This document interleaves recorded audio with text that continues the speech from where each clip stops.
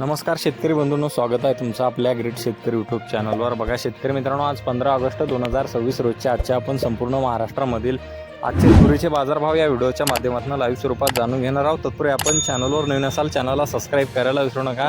बरेच शेतकरी मित्र आपला व्हिडिओ पाहतात परंतु चॅनलला सबस्क्राईब करत नाही। मित्रांनो, चॅनलला सबस्क्राईब करा। चला तर आपण वेळ न घालवता व्हिडिओला सुरुवात करूया।